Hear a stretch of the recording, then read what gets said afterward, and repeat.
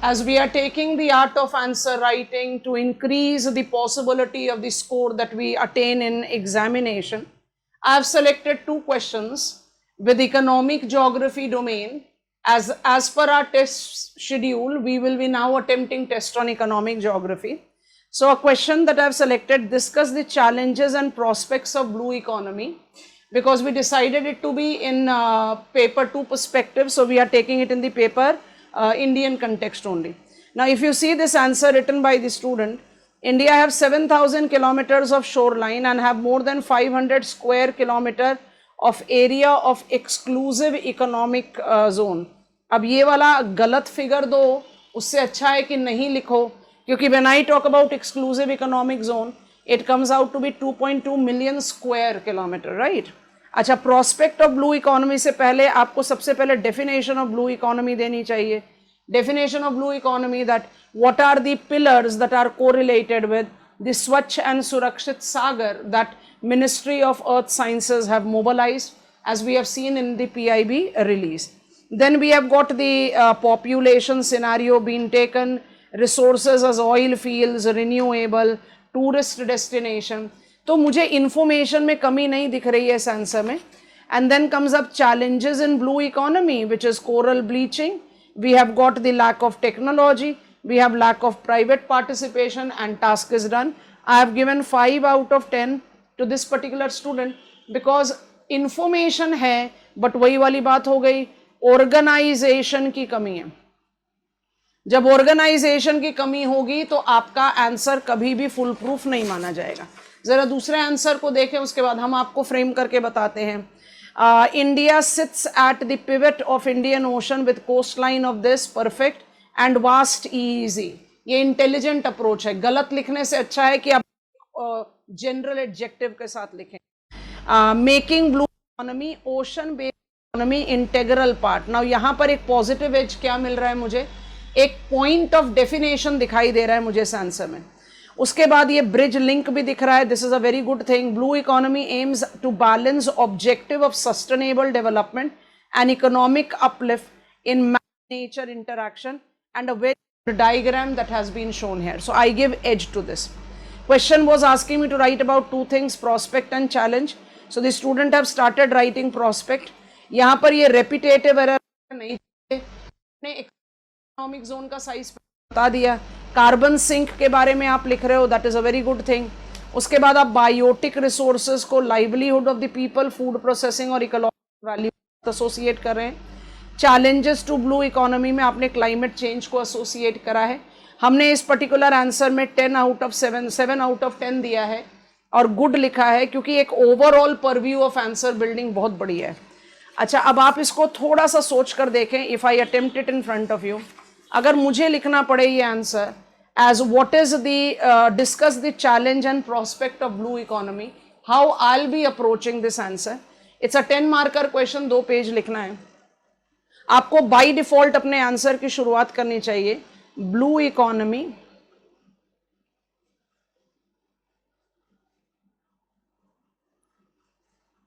is related to Swachh and Surakshit Sagar, the initiative of Ministry of Earth Sciences. What it is aiming at? It aims at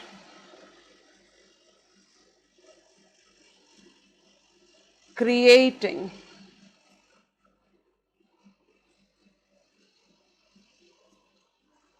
resource mobilization,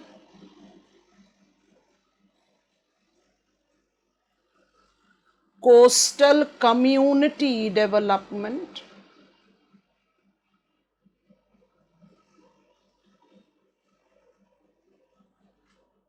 incompatibility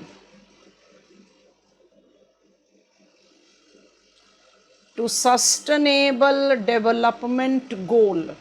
I have to specify. अगर इसको अधूरा छोड़ोगे तो quality of answer decline होगा। Sustainable development goal 14, life below water, इसको हमने एक bridge statement के तौर पर यूज किया। अब इसके बाद आप लिखें प्रोस्पेक्ट्स के जब बारे में बात हो रही है तो when we take up the reference of prospects of blue economy, I associate it with the vast shoreline that we are having. So more than 7,500 kilometres of shoreline of Indian union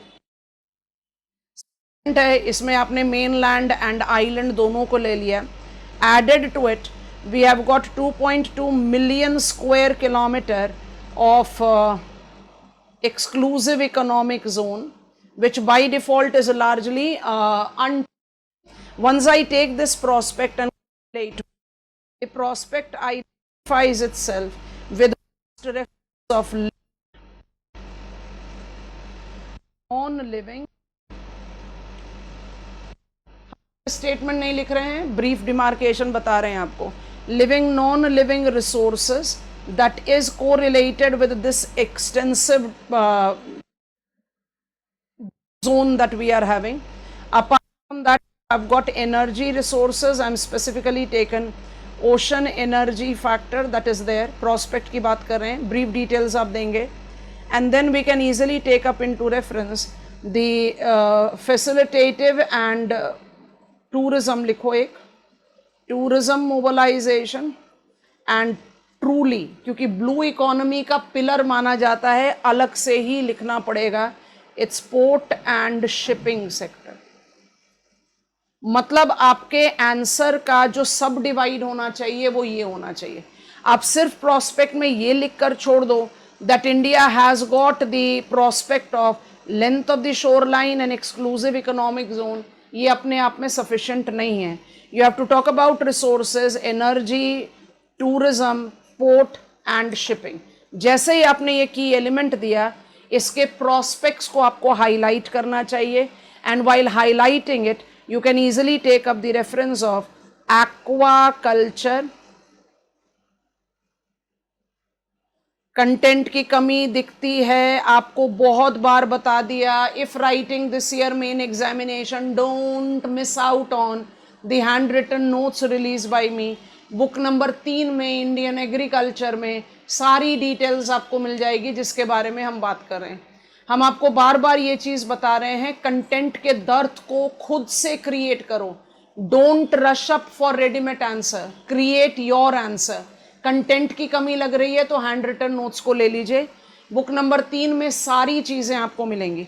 aqua culture के साथ associate करें, aqua culture आपके agriculture का topic है, हम वहाँ पर blue revolution के डोमेन में बात करते हैं। जब एक्वा कल्चर और मारी कल्चर के सारे डोमेन, उसके साथ उसके चैलेंजेस एंड प्रोस्पेक्ट्स के बारे में लिख दोगे, आपका एक point of dimension of answer शुरू हुआ। Because when I talk about मारी culture, we are taking into reference the deep water fishing, we are taking into reference the domain of seaweeds and also the planktons, and we are very clearly taking the reference of landing centers identified with the cold storage facilities with the Ministry of Food Processing Industry, तो automatically it will create a new set of job। तो आपने एक point ले लिया living resources से with aqua culture, ये हुआ integration of your content. उसके बाद आप दूसरा सेगमेंट ले लो टूरिज्म से, आप टूरिज्म को अपने इकोनॉमिक जोग्राफी इंडिया में पढ़ते हो, आप आइलैंड टेरिटरी डेवलपमेंट का एक टॉपिक रीजनल प्लानिंग में पिकअप करते हो, because you are taking 7,516 kilometres of the shore line, तो आइलैंड टेरिटरी के टूरिज्म कंपोनेंट का भी तो डिमार्केशन ले सकते हैं। जो एक डेडिकेटेड गेटवेज डिमार्केट करा है नीति आयोग ने, वो सारे गेटवेज का रेफरेंस दे दीजिए from the island territory, and also identify what we are taking up into reference of tourism, that is beach and coastal tourism with the blue flag beaches and etc in the domain that is likely to create out the favorable job prospect। तो ये भी आपका challenge और prospect के साथ associate करेगा। इसके बाद आप एक और चीज़ ऐड कर सकते हैं, और वो क्या है, पोर्ट एंड शिपिंग, तो हम बहुत क्लियरली बोलते हैं एड ऑन करो आपका आंसर विद सागरमाला। जैसे ही आपने सागरमाला या पोर्ट लेड इंडस्ट्रियलाइजेशन की बात कर ली, आपने ऑटोमेटिकली डिमार्केट कर दिया both port and shipping lines और sea lines of communication and इससे रिलेटेड सारे के सारे economic development purview. Sagarmala के चारों पिलर्स का मेंशन आना चाहिए। I am continuously writing the hand written notes book number 3, that is part 3, will give you all the content that you want to take into consideration. Read करें, demarcate करें और answer लिखें। आपका answer incomplete होगा if you don't take into reference. Sagarmala पर ज्यादा focus करो। You can take up the reference of port major minor, you can identify the shipping route, you can correlate on with the ship breaking, ship wreckage, जहां पर अलंग सोसिया का आप example दे सकते हो। मतलब अपने इकोनॉमिक ज्योग्राफी से डिराइव आउट करा। और उसके बाद आप डेफिनेटली ओशन एनर्जी के बारे में बात कर लीजिए। ओशन एनर्जी के बारे में बात करते करते आप कोरिलेट कर लो the mineral mining as benthic mining, क्योंकि एक बहुत इंपॉर्टेंट डोमेन है जिसको आपको जस्टिफिकेशन में लेना चाहिए, और वो क्या है? बेंथिक माइनिंग में ISA, international seabed authority, have given nod to India to get into the mining of polymetallic nodules and cobalt crust from the exclusive economic zone. ये लिखने के बाद आपको बहुत आराम से एक पॉजिटिव पॉइंट पर कंक्लूजन देना चाहिए, और वो पॉजिटिव पॉइंट का कंक्लूजन बहुत क्लियरली है that India needs to mobilise on sustainable, decentralised, diversified, inclusive domain of growth. And if that has to be done, blue economy have a very strong role to play. हमने जानबूझकर सागरमाला को touch करके छोड़ा है क्योंकि हमने आपको बता दिया है you have to take it up from your economic geography का सारा कंटेंट, जहां you can identify port led industrialisation and related purview. समझ में आ रहा है आंसर इस तरीके से कितना रेलेवेंट बनता है? यू हैव टू अंडरस्टैंड कि मुझे कोई भी आंसर को लिखते समय उसका कंटेंट को मेंटली तैयार करके एक कोऑर्डिनेशन थॉट प्रोसेस के साथ लिखना है। इस पर्टिकुलर आंसर में एक point of introduction and conclusion चाहिए। हमने एक और क्वेश्चन सेलेक्ट किया है लिखने के लिए, specially because the next test you are attempting is on agriculture geography. So it is what is the relevance of new urea policy in India. अब ये भी मेरा एक 10 मार्कर क्वेश्चन है। अगर इस 10 मार्कर क्वेश्चन के आंसर को हम शुरुआत करें तो हमें डेफिनेटली शुरुआत करनी चाहिए इंडियन एग्रीकल्चर के कैरेक्टरिस्टिक्स से। Indian agriculture continues to be the example of crop culture. हमारा एग्रीकल्चर आज भी क्रॉप कल्चर है विच इनकॉर्पोरेट मिक्स्ड क्रॉपिंग, और मिक्स्ड क्रॉपिंग के सारे डायमेंशन को जस्टिफाई करने के लिए फ्लो चार्ट का एग्जाम्पल सपोर्ट ले सकते हो, because you need to make your answer different from crowd. सभी लोग तो न्यू यूरिया पॉलिसी के बारे में जानते हैं, आपको क्यों एग्जामिनर ज्यादा मार्क्स दे? तो आप मिक्स्ड क्रॉपिंग करके एक फ्लो चार्ट टाइप बना सकते हो। यहाँ पर mixed cropping is correlated with, एक तो क्रॉप रोटेशन होता है और एक इंटर क्रॉपिंग होता है। और जो हमने इंडिया में एक इंपॉर्टेंट डोमेन डेवलप कर लिया है वो इंटर क्रॉपिंग या क्रॉप रोटेशन दोनों के साथ ऐड हो जाता है, तो हम उसको यहाँ पर एक अलग से स्टार मार्क करके लिख देते हैं कैच क्रॉप। सो हमने एग्जामिनर को मिक्स्ड क्रॉपिंग का एक डोमेन देकर बबल में बता दिया crop culture with multiple cropping. So crop culture, इसको आप बॉक्स में डाल दीजिए and then get on to with multiple cropping. So that automatically asks us to take into account the support of fertilizer to abate soil exhaustion.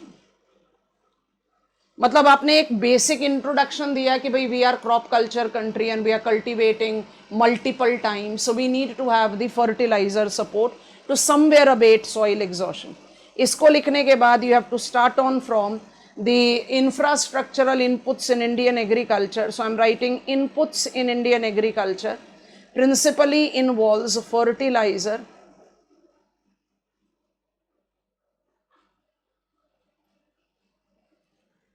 as primary constituent.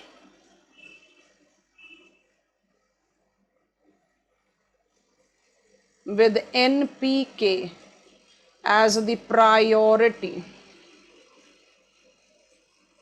domain. ठीक है. When I take nitrogen into consideration, nitrogen, the nitrogenous fertilizer, that is urea. Urea की characteristics को लिखना पड़ेगा. Urea which has been always the principal fertilizing agent, subsidized most, thus most accessible and most utilized. अब ये तीनों characteristics मुझे new fertiliser policy with new urea policy की तरफ ले जाता है. अगर हम इसको ए, बी और सी करके करें तो the characteristics of A, because it is most subsidised, it has got a very significant price control and there has been the prominent seepage.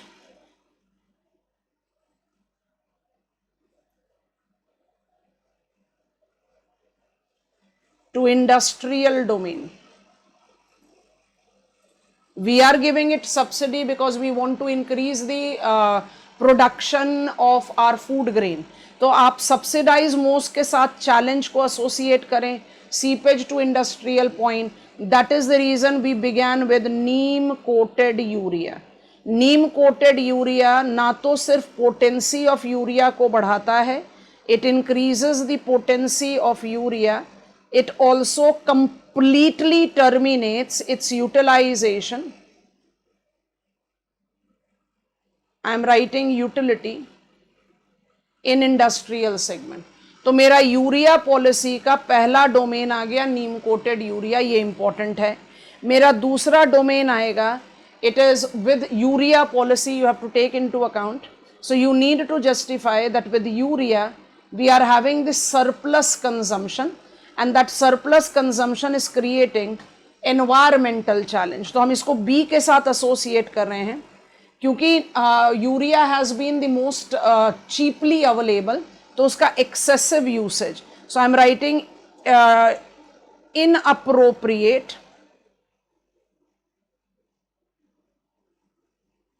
Dosage.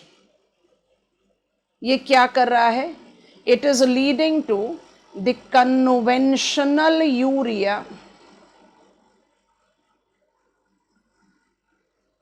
having only 20% of dosage utilized by plants. जब plants सिर्फ 20% of applied urea इस्तेमाल करेगी तो approximate 80% will be left behind. And mind it, जब ये left behind होता है, it tends to mobilize on the nitrogen cycle. हम किसके बारे में बात कर रहे हैं? हम बात कर रहे हैं डीनिट्रिफिकेशन की. तो जब आप ये 80% लेफ्ट बिहाइंड की बात कर रहे हो तो पहला problem denitrification. And mind it, when I talk about denitrification, nitrous oxide has been proven to have 10 times higher potency as a greenhouse gas than carbon dioxide. Denitrification, thus greenhouse gases, thus change of climate.